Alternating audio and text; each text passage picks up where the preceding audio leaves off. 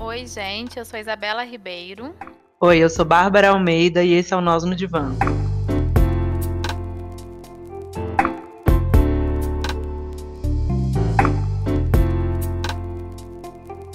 No episódio de hoje nós estamos recebendo a Paloma Vieira. A Paloma é psicóloga, psicanalista, pós-graduada em teoria psicanalítica e mestranda em psicanálise, saúde e sociedade pela UVA. Nós convidamos a Paloma para poder falar sobre a luta antimanicomial a partir do contexto atual da saúde mental e da atenção básica. Obrigada, Paloma, por aceitar nosso convite. E, primeiramente, eu gostaria que você contasse para a gente brevemente sobre os campos de atuação na saúde pública, para quem talvez não saiba, não conheça. Boa noite, obrigada pelo convite. Os CAPs, né, o Programa de Saúde Mental, é constituído dos CAPs, que são serviços substitutivos aos manicômios. Então, eu acho que, assim, para a gente já pensar a luta antimanicomial, né, é importante dizer que os CAPs têm essa função, né, a gente completa esse ano 20 anos da implementação da Lei da Reforma Psiquiátrica, e os CAPs são os dispositivos que foram implementados para cumprir esse papel, né, de substituir os manicômios, as internações, né, de muitas de longo prazo, ao longo aí do contexto histórico que a psiquiatria tem no Brasil, né? São algumas modalidades de CAPS. Aqui no município que eu atuo, a gente tem o CAPS AD, que foi onde eu atuei por 3 anos e meio. CAPS I, que é o CAPS que presta o atendimento a crianças e adolescentes, até 18 anos. E um CAPS na modalidade 2, que presta o atendimento a pessoas com transtornos mentais severos, graves e persistentes. E eu comecei atuando logo assim que eu terminei a minha formação em psicologia. Foi um percurso com vários momentos diferentes, né?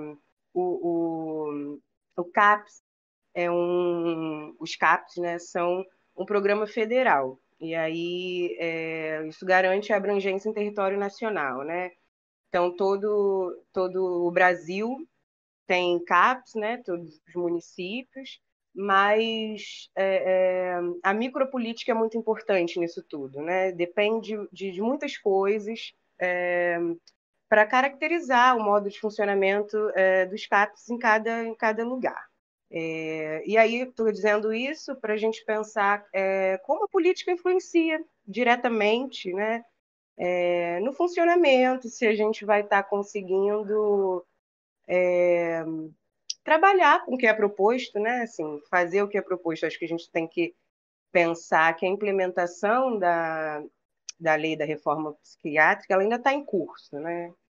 Que a gente ainda não conseguiu muitas coisas, isso depende de uma política nacional e depende de uma política municipal também, né? Como que o município gere também isso, tem uma verba federal, mas cada município tem a sua política também, e tudo isso influencia na forma como aqueles dispositivos vão funcionar. Parece, né, Paloma, que mexer, né, nesses manicômios, nesses hospitais psiquiátricos, é mexer num vespeiro, porque do interesse de muita gente que eles continuem funcionando. Então, assim, não é à toa que cada vez mais a gente tem notícias desses cortes de verbas na implementação dos CAPs, né? Você falou aí do CAPS-AD, qual que é a especificidade do CAPS-AD? Como que funciona lá? Como que era, né, na sua experiência? A portaria, eu acho, mais importante do CAPS-AD, né, assim, que orienta o trabalho, que direciona o trabalho com usuários de álcool e outras drogas, é a portaria da redução de danos, né, que se conecta muito bem com a lei da reforma psiquiátrica, porque não oferece um tratamento que seja puramente através da abstinência. Pessoas usam substâncias, de vários tipos de substâncias, né? E medicamentos também, são psicotrópicos.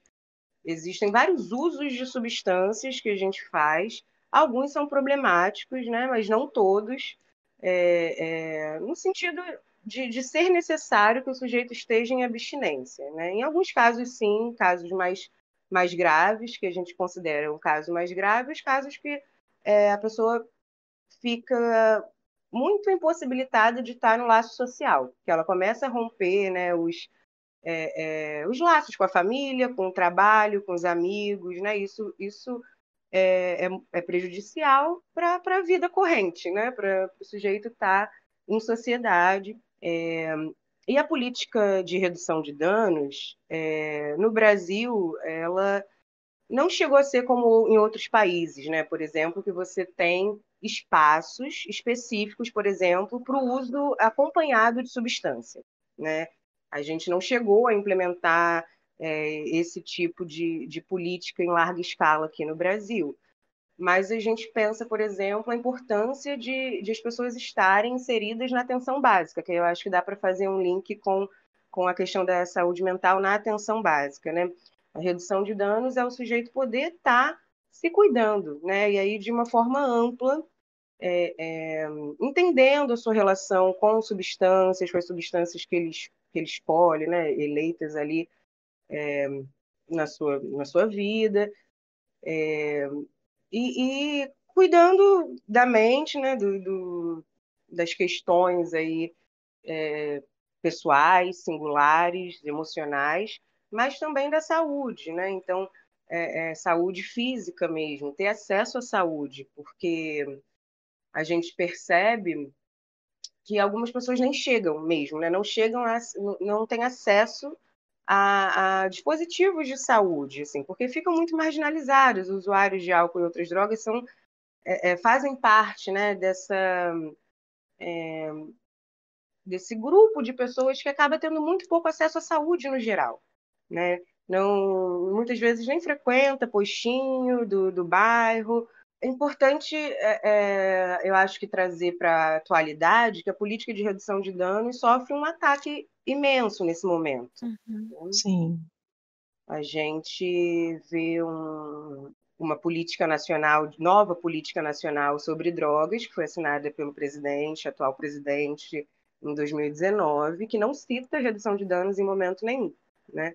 Então, o que a gente está entendendo é que é realmente o fim, é um pouco o declínio, assim, na questão macropolítica, né? Porque na micropolítica é isso, a gente faz o serviço, o dispositivo funcionar com as nossas práticas cotidianas ali, mas na macropolítica não existe política de redução de danos na nova política nacional sobre drogas. Isso começa em 2017, com o Temer já, né?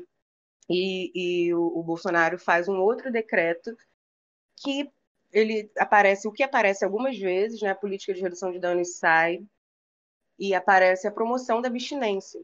Então a gente vê aí todo um direcionamento, né, para onde que essa política está indo.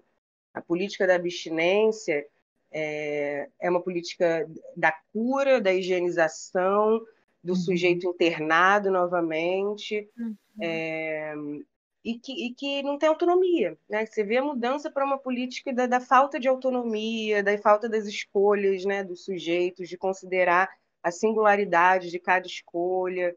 E é isso, né? Como isso afasta, por exemplo, da atenção básica, da saúde, né? Porque aí você interna porque esse sujeito só tem esse problema e aí ele vai parar de usar substâncias e a vida dele vai melhorar. Enfim, nada que a gente acredite, eu acho que vocês concordam, não Sim.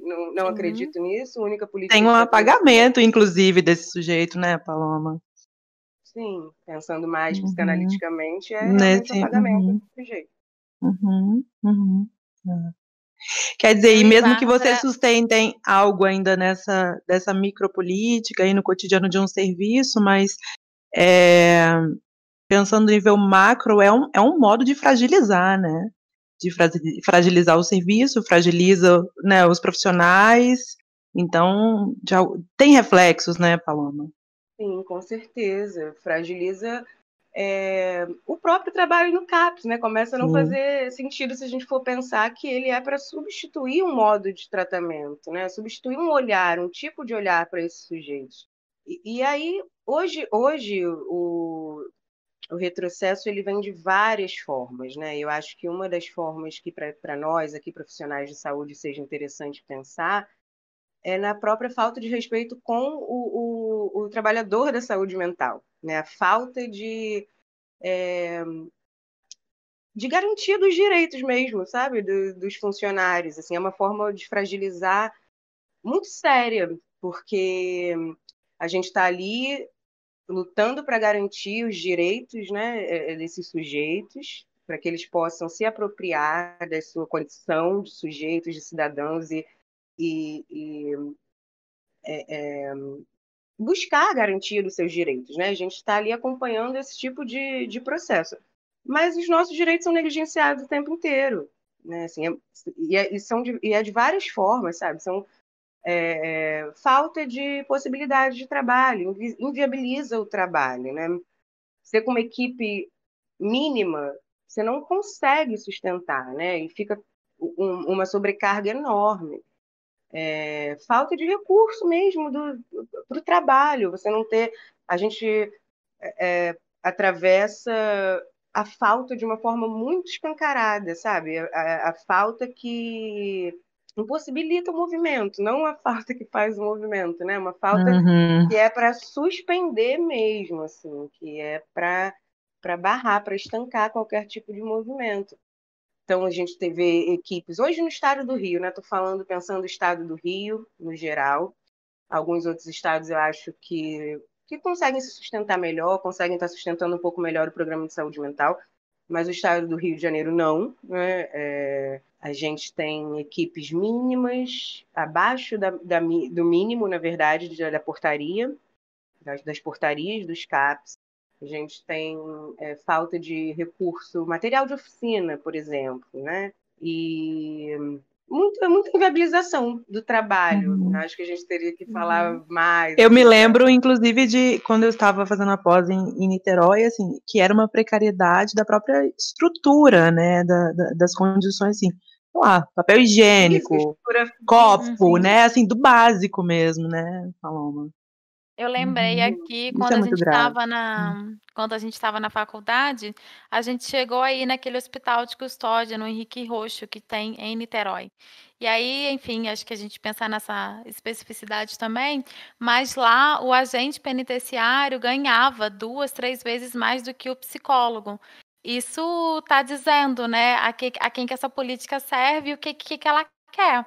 E parece, eu e Bárbara, a gente tem falado um pouco disso aqui. A gente gravou um episódio com uma usuária do CAPS, a gente fez um IGTV aí também, desse desmonte. E você falando aí da redução de danos, né? Assim, parece que cada vez mais tem essa aliança com esse grupo muito conservador, que quer inviabilizar, parece que a vida do sujeito, né? Tranca e deixa ele lá, e é isso, assim.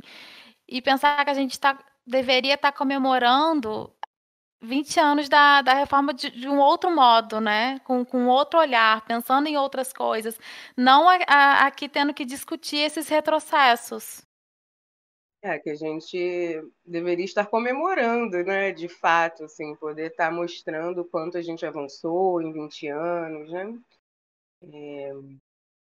Eu acho que é o único caminho possível. Eu ainda acredito na luta antimanicomial, eu acredito que é o único caminho possível mesmo, assim, bem radicalmente falando, sabe? Porque é o único caminho que é o caminho que não pretende o apagamento, a morte, né? Inclusive no real, assim, desses corpos, dessas pessoas, desses sujeitos no inconsciente que estão sempre ali. Mas é preciso resistir, talvez, nesse momento, de uma forma bem. Eu acho que nesse momento a gente pode pensar algumas formas de resistir, sabe? Acho que a gente tem. Sim. No meu caso, que aí foi isso, né? Agora, no começo do ano, eu saí do CAPS-AD, onde eu estava atuando 3 anos e meio, porque a gente uma hora cansa de falar e cansa de. E às vezes você se retirar é um pouco resistir também no sentido de não ser conivente, sabe? Não porque a gente diz que existe um CAPS funcionando, a gente diz que os CAPS estão aí, né? Existe verba, uma verba que vem, né? Mas que é cortada, passa por todo esse desmonte. Mas no meu caso especificamente, eu não estava encontrando caminhos de resistir estando ali. Estava me sentindo muito mais negligenciada também, como aquelas pessoas que que já são, e sem conseguir escoar um pouco isso, sabe? E aí acho que as pessoas que escutam são trabalhadores, né, da psicólogos, enfim, da saúde mental aqui. Acho que tem Sim. situações que são parecidas nesse sentido, né? Cada um tem o seu percurso, mas enfim, acredito com toda a minha força que é o único caminho possível e acho que as pessoas que chegam com muito gás, sabe, de estar ali e é isso, assim, a luta continua, né? A gente continua aí nessa esperança de que a coisa possa melhorar e não continuar assim como está agora. Acho que você está dizendo também que continua acreditando, né, na saúde pública, no SUS. Você está aí não à toa na atenção básica também, né, Paloma? Onde parece sim, que há um trabalho, né, que pode ser feito ali também. Sim, acredito totalmente, mas eu acho que a gente pode, às vezes é importante fazer a gira girar aí, né? Assim, a gente encontra alguns limites. E na atenção básica é super importante. Aí na atenção básica a gente trabalha com matriciamento, né? A gente trabalha com as estratégias de saúde da família, discutindo casos de pessoas, e aí é interessante, né? Porque aí pessoas que estão na atenção básica, que estão dentro de uma lógica de cuidado desse corpo, e aí a gente poder ajudar aí os outros atores, né? Não só psicólogos, que aí todos os atores que estão ali na atenção básica a acolher, né? Poder acolher as pessoas em sofrimento psíquico, usuários, né? Pessoas com questões com substâncias psicoativas, e não deixar à margem, né? Porque a atenção básica também acaba fazendo isso se não tiver esse cuidado, essa atenção, né? O problema é só da cabeça, mental, né? E não é, né? A gente tem que contar com outros dispositivos de cuidado também. E você Importante percebe na atenção básica chegando mais nesses grupos que você diz aí que talvez não cheguem tanto no posto, enfim. Aqui no meu município, não não. tem aí? Não. Ainda não, é um projeto. Existe o projeto, né, para ter, mas ainda não.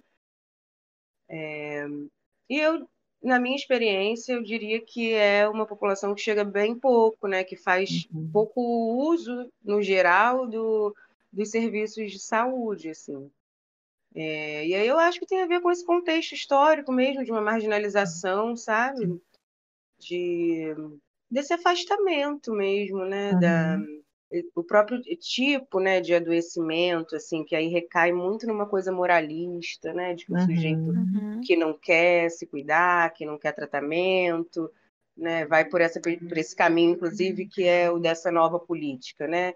De uma moralidade e não de uma validação de formas de viver, assim. Primeiro, esse sujeito vive assim, né? Como que é possível cuidar disso? E não de moralizar, porque é uma pessoa que não tem interesse na vida, enfim. Pensando nisso desses sujeitos que não chegam, às vezes o sujeito nem sabe que ele tem esse direito, que ele pode ter acesso a vários profissionais de saúde ali próximo da casa dele. Ainda é um serviço que parece que é distante, apesar de estar tão próximo. Eu acho que é importante dizer que a gente precisa continuar lutando pelo SUS sempre, né? Que pela garantia dos nossos direitos, dos direitos dos usuários do SUS, e a gente vai encontrando formas, né, de estar nessa luta. Não existe também uma fórmula, né, como eu disse, um pouco dessa micropolítica também, né? Em cada município é de um jeito, a coisa se estrutura de um jeito, e aí a gente encontrando os caminhos possíveis aí para estar garantindo, né, a existência, a permanência e aí a melhoria, claro, dos serviços de saúde. Precisa escolher melhor esses candidatos. Sim, começa aí, né? É. E aí eu acho que o tempo todo, apesar da gente estar aqui dizendo das dificuldades, das precariedades, não é dizer que a reforma, né, não funciona, o SUS não funciona, né, que tem que rasgar tudo porque deu errado, né, mas na verdade que tem um projeto aí muito claro de precarização, né, da saúde pública, da saúde mental, e a gente precisa estar atento a isso, porque não é uma crítica, né, puramente pela crítica dizer que não precisamos dele, né. Não, justamente. Eu acho que é fundamental, assim, né? Mas também é importante a gente denunciar que a gente precisa procurar saber melhor também, sabe? A gente tem que ser a gente também, entender o que está acontecendo, né? Esses caminhos, Sim. quais são os interesses, né? Tem uma indústria farmacêutica aí, tem uma indústria da hospitalização, tem comunidades terapêuticas, né? Uma bancada aí, toda uma bancada no país religiosa, né? Que tem interesse desse financiamento, né? De que esse dinheiro que é para ir para serviços de liberdade, de autonomia, né, de discussão, de produção de pensamento, de cidadania, que isso não é interesse dessa galera, né? O interesse é que o dinheiro vá para um lugar que as pessoas vão estar controladas, né? Dominadas, enfim, moralizadas. O ganho com o próprio tráfico também, né, Paloma, que a gente bem sabe que não tem a ver com o cara da favela ali, né. Sim. E o Pois quanto isso é que uma a gente questão. vai e quanto que a gente vai culpabilizando e responsabilizando esses sujeitos, né. Porque é do interesse de que a gente tenha medo dessas pessoas para justificar que tranque, que isole, né, exclua essa fatia da sociedade, porque o mal está ali. Isso é muito esquisito e muito adoecedor, né, a gente pensar enquanto sociedade que a gente está fazendo isso e reproduzindo isso em 2021. Não dá mais, né? Não Sim. dá mais. Essa coisa do tráfico, né? A gente fica se perguntando assim.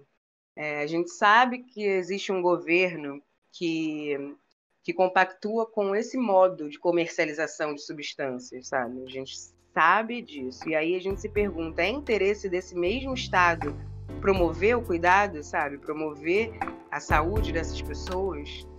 Fica a pergunta, né, com certeza. Boa provocação. Muito obrigada, Paloma. Obrigada, Paloma. Beijo, gente. Beijo, querida, obrigada.